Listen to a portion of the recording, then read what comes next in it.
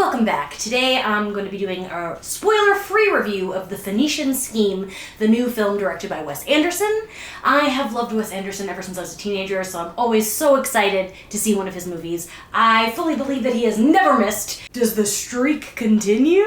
Yeah, The Phoenician Scheme is pretty good, but maybe my least favorite of his films. I think a big difference between this and some of his previous movies are the emotional moments. Asteroid City worked so well for me because by the end I was really feeling the emotions, but this one left me a little cold. I wasn't connecting with the characters very much, but that doesn't mean I wasn't having a good time. The sets were great, the cinematography was great. Opening moment of the movie made me gasp. And I also loved the opening credits. Everything about it feels like Wes Anderson. You'd watch this movie blindly, you'd say, oh, yeah, I know who directed that one. As always, it's a stacked cast. Benicio del Toro is incredible. I love him so much, and it's just cool to see him get to lead a film. You know, usually he just shows up as a weird guy or he's like menacing, and he's just kind of like a shitty rich dad in this one. You see in the trailer that Benicio's character has a bunch of sons, and I expected them to all be like funny adult characters, but they're just kids. They're just a bunch of boys in this movie, which was charming.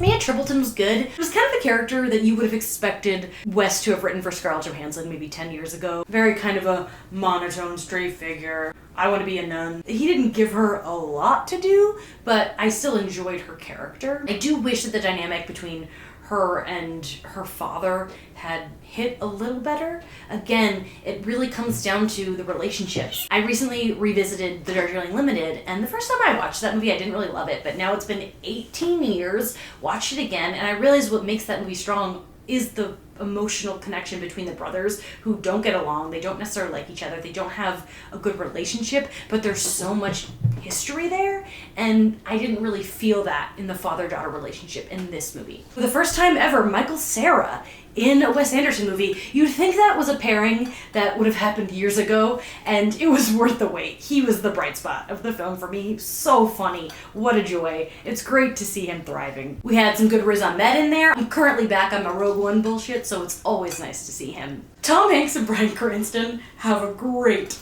scene together. Maybe my favorite scene of the movie. Really fun. Some staples. We got Jeffrey Wright, Scarlett Johansson, Hope Davis, Rupert Friend. There's just like a lot of good people in there. Benedict Cumberbatch comes in and really makes things weird in the best way. There are also these kind of, I want to say, heavenly moments. They're just sprinkles, but they're people that you absolutely love to see. There's a fight scene in this movie that is so goofy.